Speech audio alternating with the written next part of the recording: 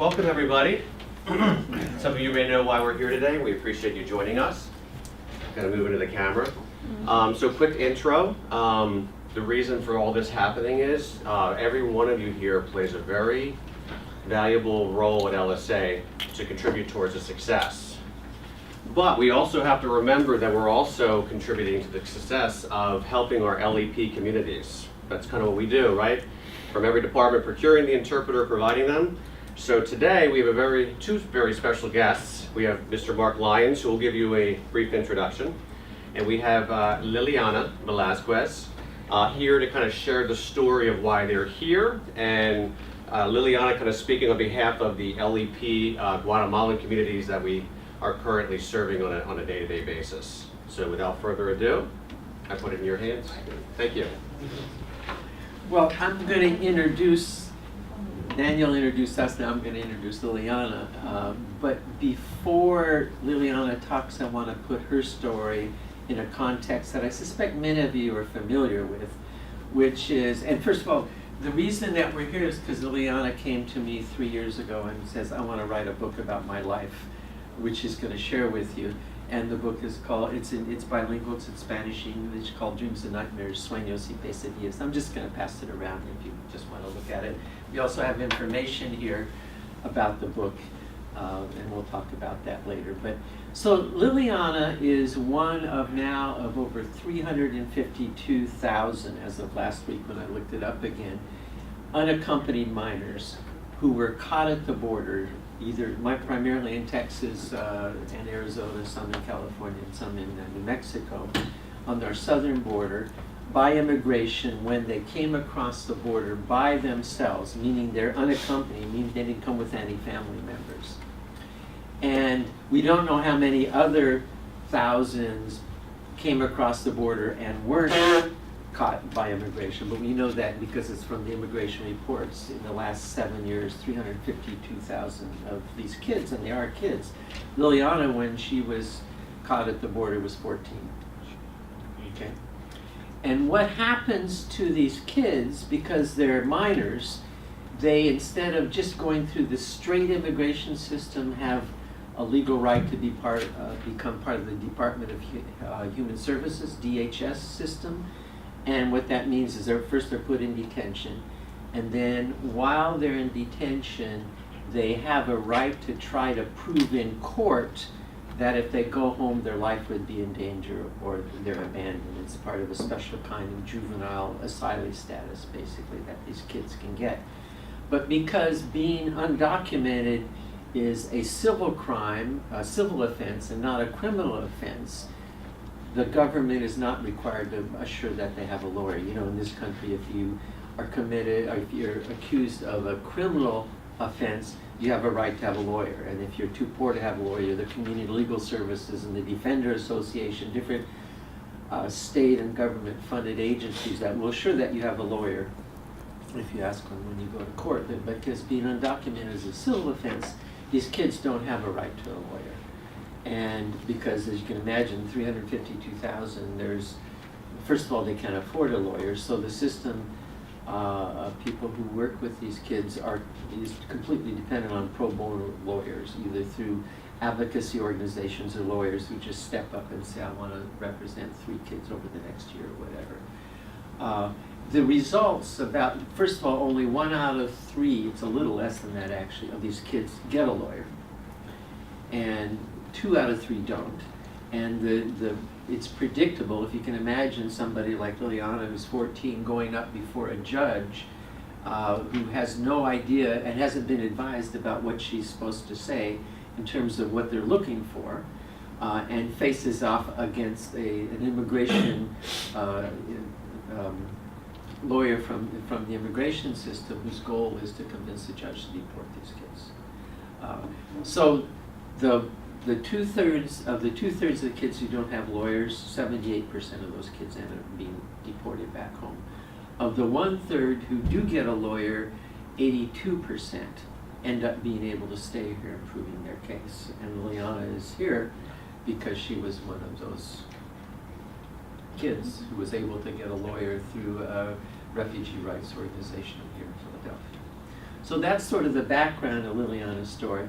And as she says so eloquently in her book, this is her story, but it's also the story of hundreds of thousands of other young people like herself who've come here fleeing violence and poverty in their own country. So I would like to introduce both my friend and my teacher, Liliana Velasquez. I'll stand here. Good morning, everybody. I'm very happy to be here, share my story with you, and thank you so much for inviting me here to share my story. And my name is Liliana, and I am from Guatemala. I left my home when I was 14 years old, and I would like to share my story with you, like why I left my home and why I decided to come here. And my story is divided in three parts: my life in Guatemala, my trip, and my life here. And I would like to start with my life in Guatemala. And I'm going to start like how was my life in Guatemala, as you see this picture, you can see this picture. I grew up in a very poor community, a very poor village with no water, no electricity, and no road, and no health care. And as you see, it's in the mountain, and also my parents was very poor, and they had 9 children. We just have one room and one kitchen where we all slept. We didn't have any privacy. And my 2 older sisters, one she ran away when she was a little because they didn't have enough food. She decided to go to live with different people. And my other sister, she got married when she was 14, around 14, and she thought getting married she's going to get a better life, but it was worse. Now she has, I think she has now 8 kids. And I don't know if you hear the earthquake was in Mexico, also destroyed my parents' house in September 2017, and now I'm helping them to build a new house for them. And I didn't grow in a happy house because like both my parents, they beat me. And I just said, like my sister, she got married very young, and then my mom, she was very upset, and now she says, I was 9 years old and I only went 1 year of school, and my mom says, get out of school, you don't need education, and you are a girl, you have to help me before get married, because it's not just my sister got married very young, it's a lot of girls, they get married because parents, they have a lot of children, and that they decide to, like, sometimes they push their kids live with the men because they don't know how to take care of them or how to they feed them. And also other kids see their parents how they are suffering, or how their brothers and sisters are suffering. They decide don't want to go to school. And when my parents, I was very sad because I really want to continue my education, but it was impossible because my mom says you have to help me before I get married. And I started to taught myself to read by reading the Bible at home when I had time. And on that time, my dad, he became sick, and he became alcoholic, and he stopped working. Just imagine my mom with like 9 children, and she have to take care of all these kids, and she have to go like cross Mexico. I live right to the border, Mexico and Guatemala, and my mom decided to go pick coffee on the other side of Mexico, and I was responsible for getting up 1 o'clock in the morning. I have to make all the meals for taking care of my brothers and sisters. And I was responsible for carrying firewood from the forest. And I was responsible also for carrying water from the river. Like I was like a adult, like taking care of like my brothers and sisters, and also like taking care of the animals.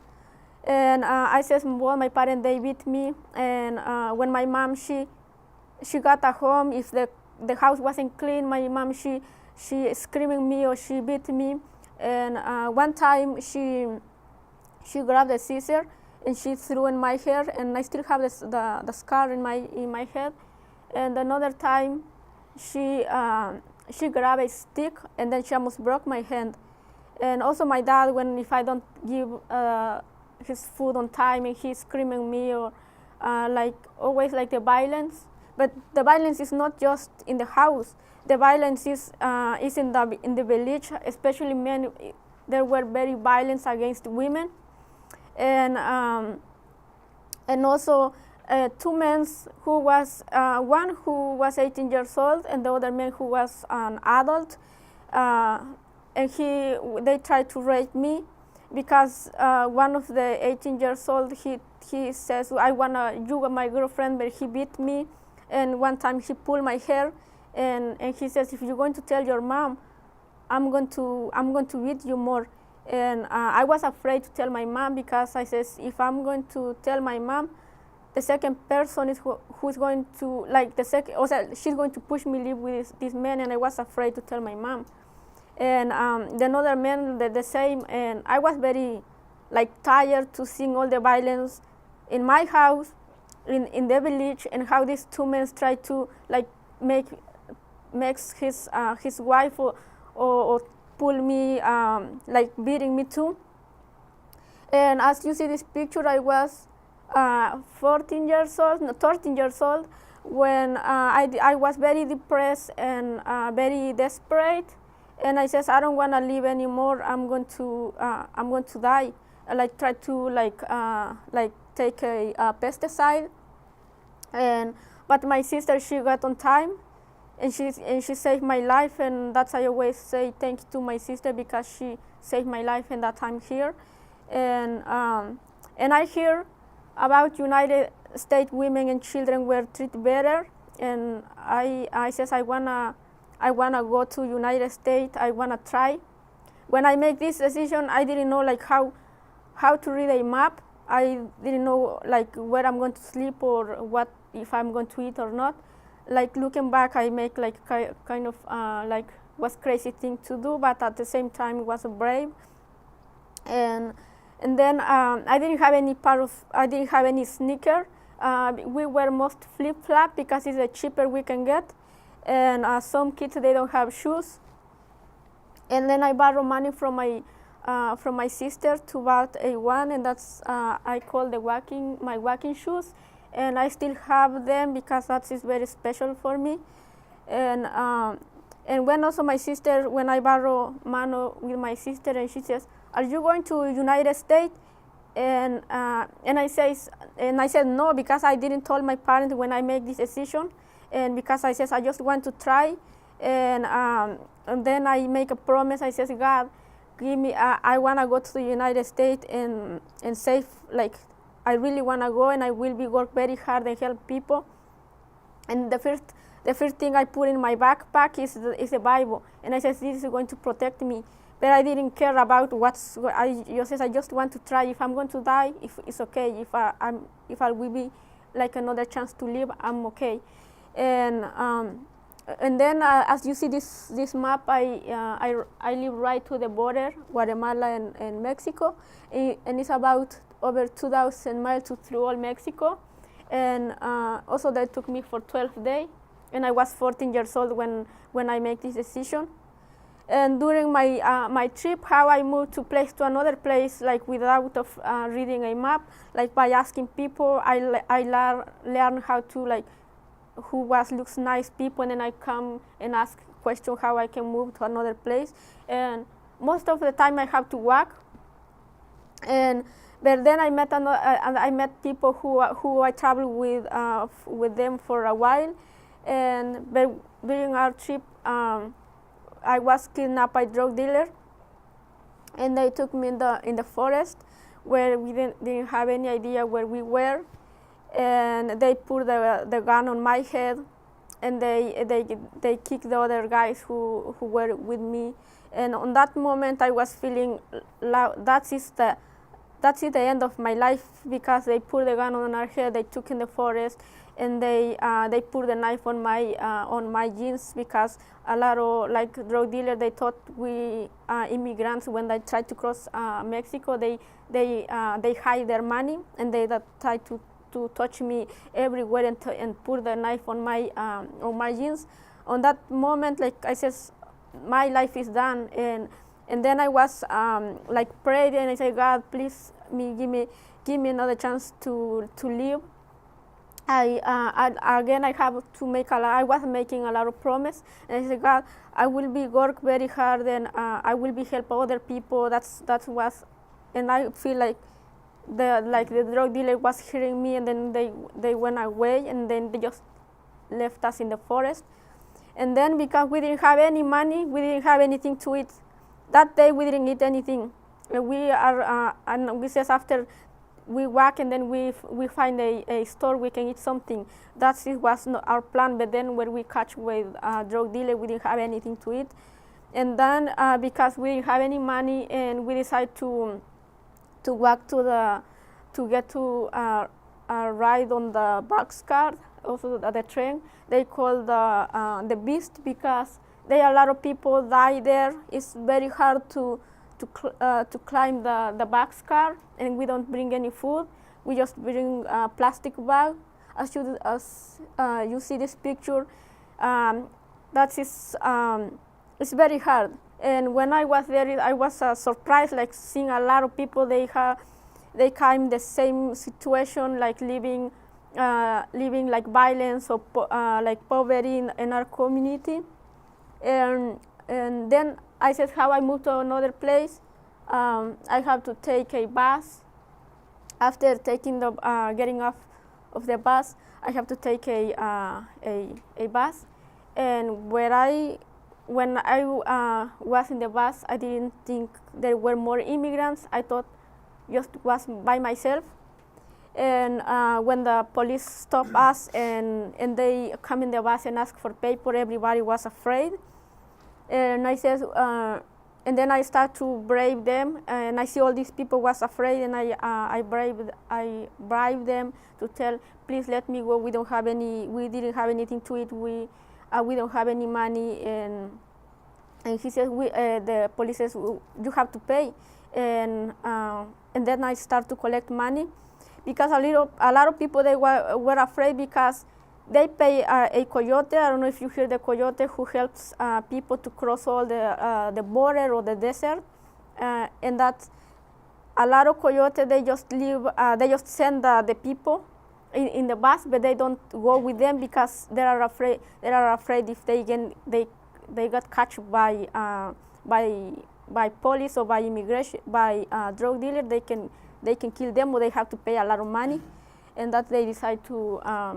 They just send the people, and that's everybody was afraid. And finally, finally, I get to the border. Again, I was traveling by myself. Again, we separate with the other people in Mexico City, and because they told me, like, you wanna travel with us, like we want to we want to cross the Rio Grande. And I says, I don't know how to swim, and I'm afraid. I prefer to walk in the Arizona desert. And that's why I decided to travel by myself again. And when I went to, finally I get to the border, United States and Mexico. And just imagine travel by myself, and I arrive at the middle of the night. And then there is a man will come with a long hair with a tattoo, and I never seen this person with tattoo and long hair in my village. We don't see that people with tattoo. And when I was there, and he came to me and he says, "Are you? Do you need help?" And I was like kind of shaking, because by myself there with this man come to me, and he turned very nice, and he says, "Are you looking for a coyote?" And I says, "Yes, I'm going to help you find one." It's very small town that a lot of coyotes that are offered to cross people in the desert.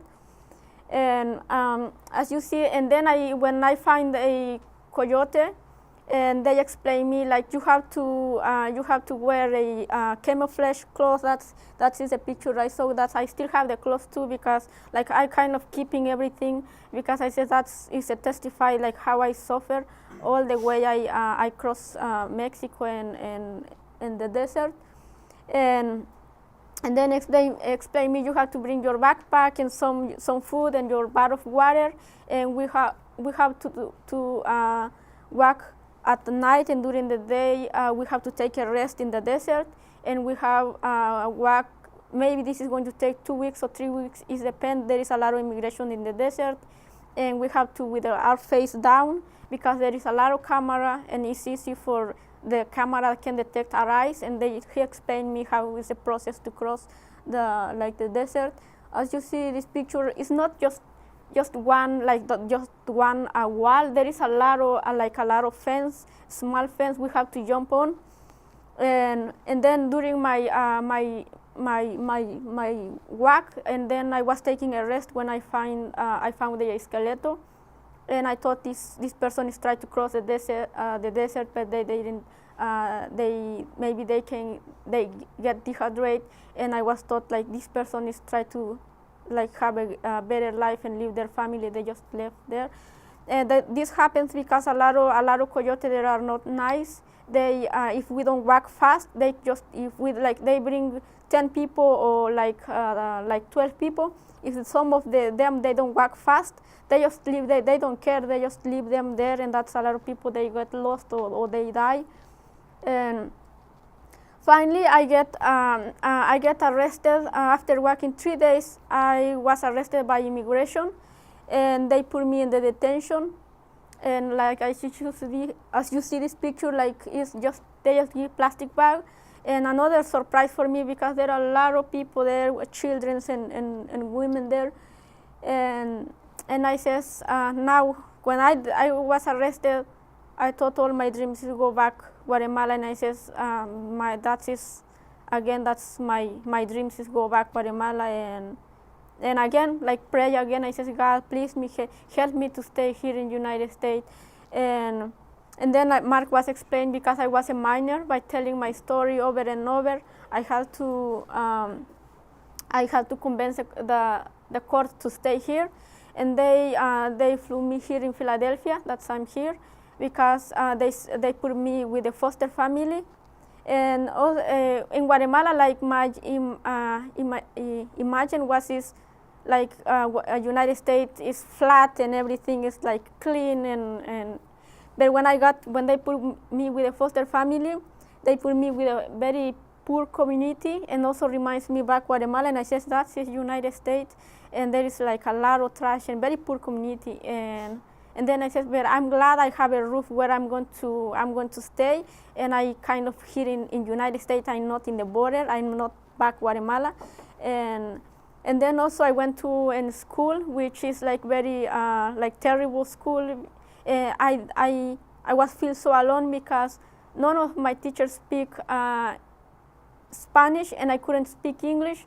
Just imagine it was so hard to me to communicate with them, and also they put me with in the class with the other students that they speak English, and it was so hard for me to I was feel so alone.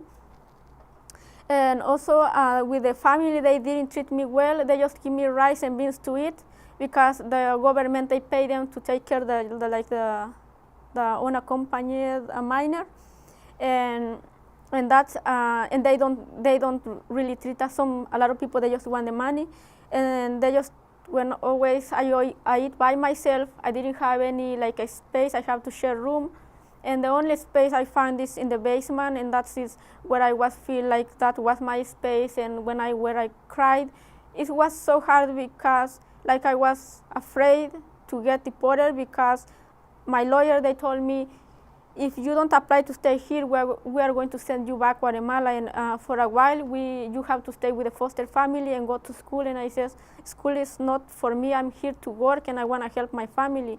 But they told me you don't have paper, you have to stay in school. And I said, when is this going to happen? How long I will be? All the time I was asking by myself. And one time the mother, she came to me and asked, can you take care of my little daughter? And I said, sure.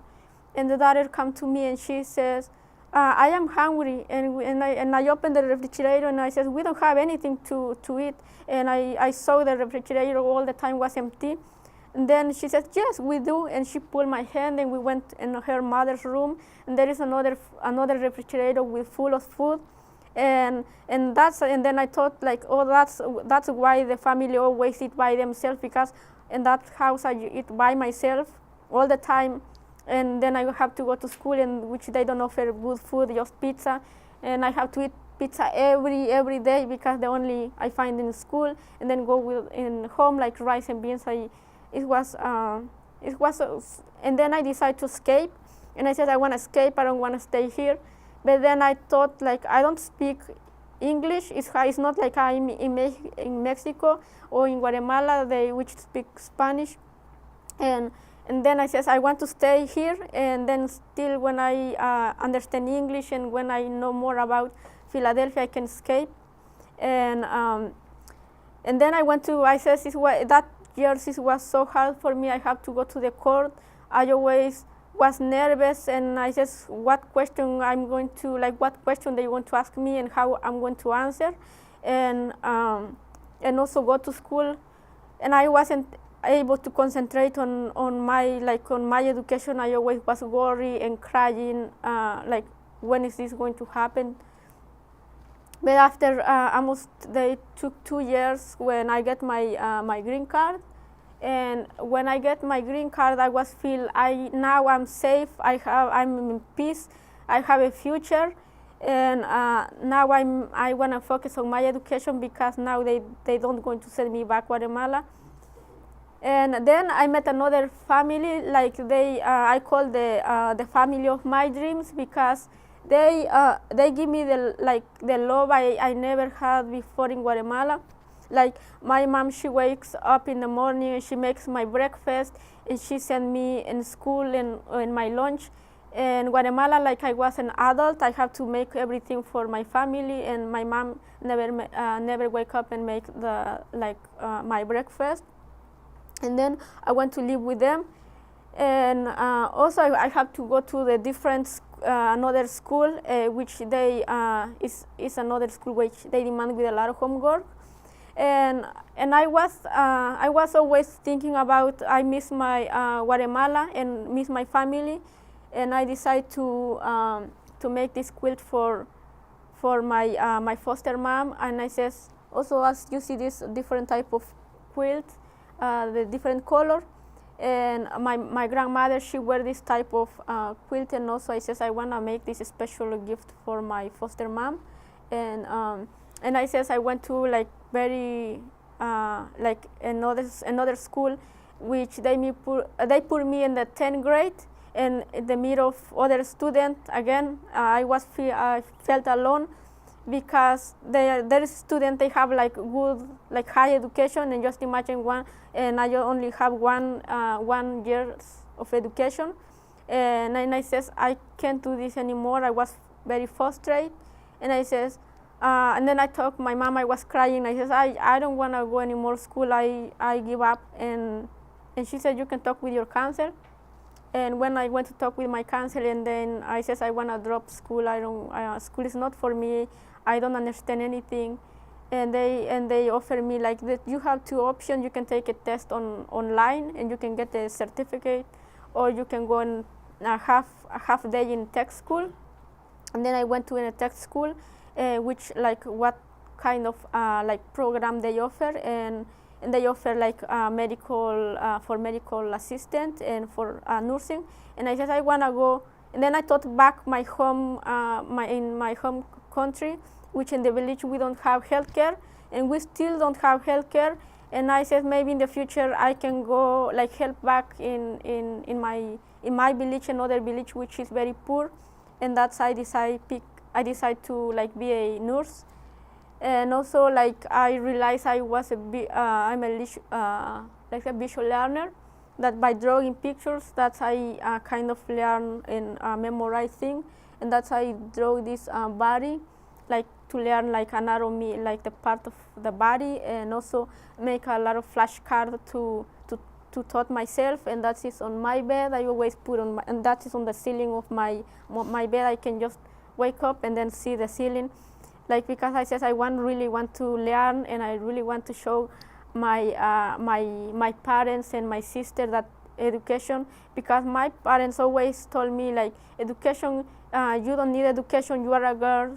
And also my parents, they separate me with my brother. Like my mom, she decided to take my brother, and I said my boys is my boys because they're going to help me, and they're going to work and send me money, and girls are just going to get married, and then it's your dad, and you have to stay in your dad's side, like kind of like separate. And I says no, we have the same value and we have the same rights, and I really want to show my mom like we can work too, and that's I come here and show like my mom we have like the same right like boys and girls. And finally I graduated from high school. I didn't realize like I'm going to graduate, but then I says all the times when I was in the first time when I start school, I say when this is going to happen. But then finally like that happened to me, and now that's I says always I'm the only in my family graduate from high school, and I am one of the luckiest person, because a lot of people they don't have this opportunity, and I have the opportunity. And now I'm in college. I go in college, and like I really want to continue education, and I'm still study for nurse. And I always say this is my story, but also it's the story of like 100,000 people who decide to come here to get better life or flew violent from their country and come here and help their family. And that's always like I says like try to tell my story, and that people to understand like the story of immigrants. And I think that is the end of my slideshow. Otherwise, yeah.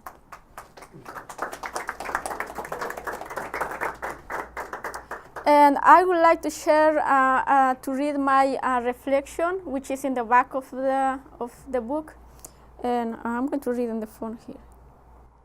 Since I was 13, I have wanted to tell my story. When I cried in my house in Guatemala, I imagined that the house was a witness to my suffering, and that someday it would testify about what had happened to me.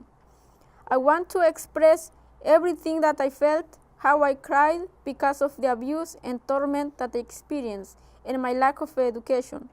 When I came to the United States, I decided that I had to tell my story, because there are many people who don't have the opportunity to tell their story, who have suffered like me. It is my story, but it's also the story of all the others who have come to this country. Also, I'm telling my story because I hope that people here in the United States see the great difference between their life and the life of immigrants and change their attitude. They haven't suffered from hunger. They haven't suffered rape or abuse. They have opportunities to get an education. They don't live in fear of being arrested and deported. We immigrants came to fulfill our dreams. I want them to understand our dreams. When other immigrants read my story, they may become sad because they will remember their own story and suffering. I hope they are inspired too and feel very proud. Wow, look at all that we went through, how we have struggled, what we have achieved. Let me see. Since I left my home in Guatemala, I have come across many good people on the way who helped me.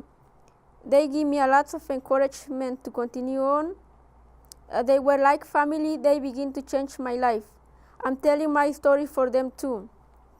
Finally, I'm telling my story so that my family in Guatemala knows how important they are to me. I will never forget them. I always miss them. Every day I think about them and how can I help them. By telling my story, I feel at peace. Everything was on my mind. All of my suffering, my dream, are kept in the book. Thank you. Thank you. Yeah. Do you have any question? I'm very happy to answer your questions. Yes? Do you have any communication with your family since you in the United States? Yes, after when I got here and I start missing them, and also when I get the second foster family, And I says I'm very lucky. Now I have two parents, like one who give me the life and the other who are taking care of me. And I start to like forgive my mom. And I said, this is my mom. If like she shouldn't treat me like she did, and maybe I shouldn't be here. Maybe I should get married, because a lot of girls they get married very young. And I says like how it's kind of she pushed me to take like different way or different thinking. And I always like call them and I'm helping them, like always, like every like Christmas time I have to send money and helping them. And like we just finished like building the house. And yeah, and I have contact with my sister and my mom. Yes. Thank you for sharing your story, first of all. But second, what do you think is a good avenue to help people either making the journey or when they get here? Do you have any organizations, or is there any best ways to help? First, there is a lot of organization we can help, like being volunteers to help people, and we have like a lot of website, but telling my story too, because I can do protest, and by helping other people to understand the life of immigrant. With like so much anti-immigrant feeling in this country right now, it's very important to tell story, to understand, teach people how the life of immigrant, why we decide to come here. And that is another way for me.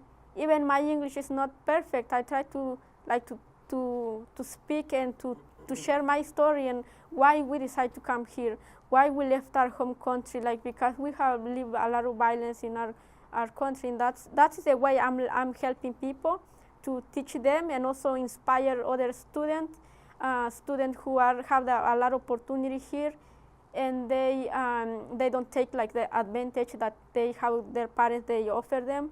And also inspire immigrant people, I says this is the story of other people, they can identify with my story. And that is the way I'm like kind of help people. And that is your question. Can I add something to that as well?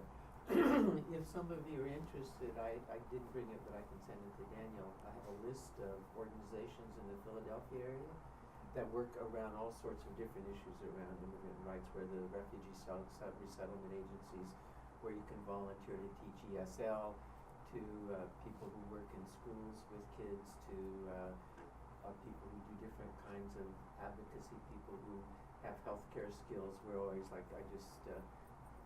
there's a family that's in Sanctuary in Philadelphia. They're in a church, 4 kids and their mother.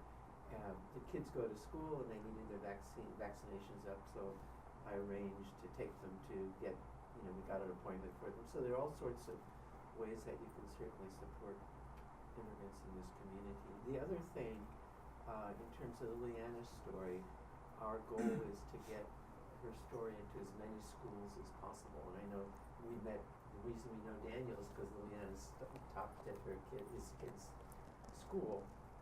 So it's sort of other kids and teachers. We developed a curriculum to sort of have a conversation about the place of immigrants in our community that starts with her book. And sort of those of you who have kids or know teachers and stuff like that, that's a really important way, I think, to have an important conversation that has become so polarized in our community right now, and try to give a face and real lives to these conversations. So I'll be happy to send you that stuff, Daniel. But it's a list of the organizations, the kind of work they do, and they really rely on volunteers like yourselves.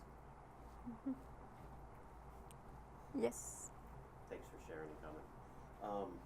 What do you think Guatemala is going to do about all this? Because obviously people are fleeing because of the leadership of the country. Yes. And obviously it's nothing I can't even fathom.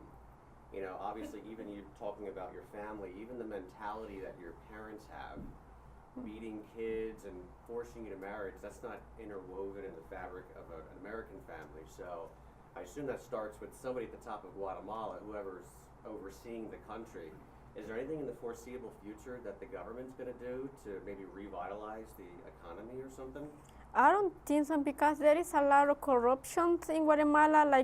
like for example, if United States help them, or like because some of other countries they help United States, but they just want the money, like the government, they just want the money, they don't give to the people, and that is a lot of like poverty, and a lot of, they really, like in my community where I live, we don't have any police, we don't have any like law, like people makes like trying to like organize how help there the community, but we don't have any like police there, we don't have anything, like we kind of live in the mountain with like, we don't know about government. I didn't know like the story of Guatemala, like because they don't teach us about that. Yeah, but I think it's like I don't know, maybe I don't know if in the future can help this, but there's because a lot of corruption.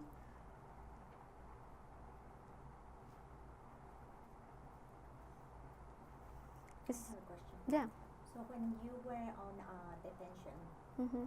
were you able to be helped by an interpreter, or did they have somebody that spoke with you in Spanish? And how did that Yeah. process went? Yeah, when I was in the detention, like